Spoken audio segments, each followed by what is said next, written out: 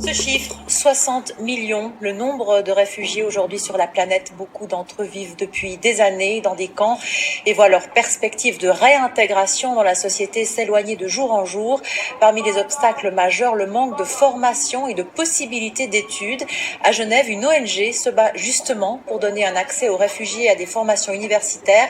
Son nom, UNIREF. Je souhaitais venir en aide aux réfugiés.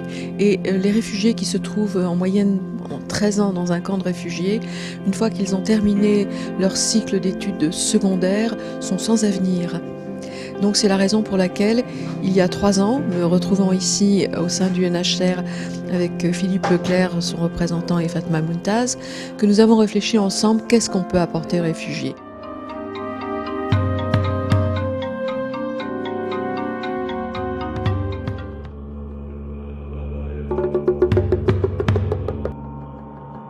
Les étudiants UNIREF trouveront un emploi immédiat à la sortie de l'université. Ils pourront intégrer l'emploi, le monde du travail au Burundi ou dans la région des Grands Lacs.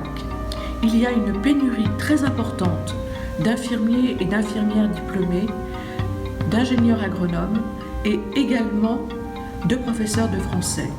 Ces jeunes vont pouvoir donc développer leur région d'origine.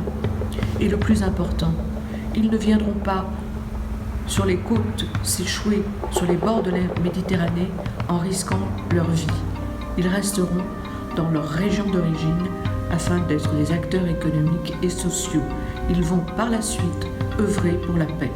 Aujourd'hui, le Burundi accueille un grand nombre de réfugiés de pays voisins, notamment la République démocratique du Congo, qui continue dans la région Est d'être confrontée à des conflits incessants avec plusieurs groupes armés qui occasionnent des pertes aux civils et qui n'assurent pas la sécurité dans cette région. Et aujourd'hui, le Burundi est un pays qui permet à ces populations qui fuient la RDC d'avoir une stabilité qui leur permette de se construire et de contribuer, lorsque la situation le permettra au RDC, de rentrer avec une éducation qui contribuera à la paix et au redressement lorsque le moment sera venu au Kivu, dans leur région d'origine.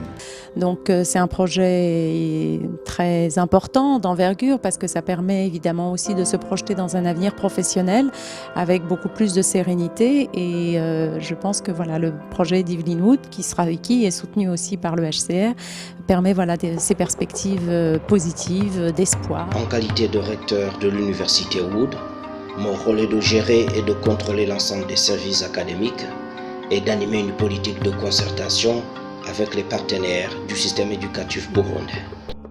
Au nom de Guy Wandea, je suis le directeur de l'école primaire ici.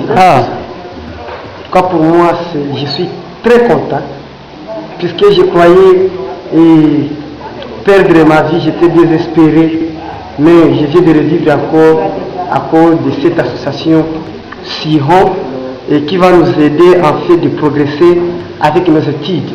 Puisque je me posais beaucoup de questions, quand est-ce que moi aussi je continuerai mes études, qu'est-ce que je vais faire? Je croyais que je vais mourir comme ça, parce que j'étais désespéré. Mais j'ai dit vraiment que Dieu vous bénisse.